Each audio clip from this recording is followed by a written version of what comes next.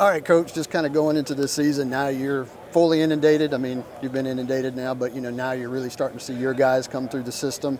One of the things I wanted to kind of talk to you about is you're known as a guy who knows a little bit about recruiting. When you first got to South Carolina, what did you notice was like some of the major deficiencies on the recruiting that you really kind of almost had to immediately fix? Well, our facility, the standalone facility, our facilities were nice, but they were fractured. The coaches' offices were all down in the Floyd building.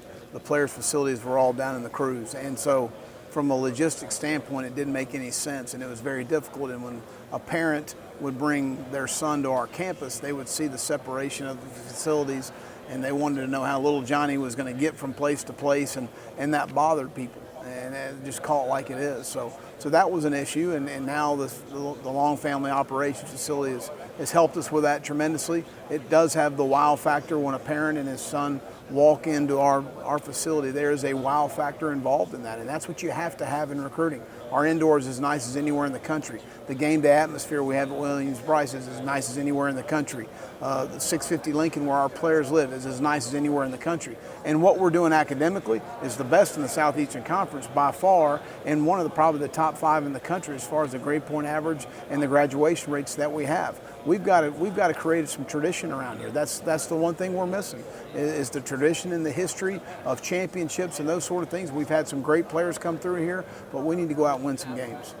Another thing I want to just kind of talk to you about, coaches, is, with message boards being what they are and access to the information on the internet and stuff like that, it's widely known that before you got here, there was maybe kind of a CEO type approach when it came to the recruiting, and then it gets to you and it's a 180-degree difference where you are the guy when it comes to just kind of doing that. What kind of goes on in your mind from a recruiting standpoint, just as far as like what makes you so into it versus a coach who maybe steps back and just lets everybody else take it on? I like grilling. Don't ask me to cook the dinner and not let me shop for the groceries. And so that's the bottom line. And I just feel like that's a strength of mine, is evaluation from the film, from a camp setting, to be able to see where a guy projects in our organization, to see where a guy's going to fit in our organization, and understanding what we need and what our needs are, what the critical factors are at each position for us to be successful. And I think that I can identify those things in most situations. And I think that's really important to have a series and a process set up to where you eliminate mistakes, because there is no perfect process as far as those things are concerned. And mistakes are made, but the more people that lay their eyes on a prospect, the less mistakes you're going to have. And speaking of, I know it's known that you don't really like to offer a prospect unless they physically work out for you. Do you feel like sometimes maybe schools kind of see what you're doing evaluating-wise and then maybe kind of piggyback and say, okay, well, Muschamp's offered this kid, maybe we need to take a look at him? It happens every year.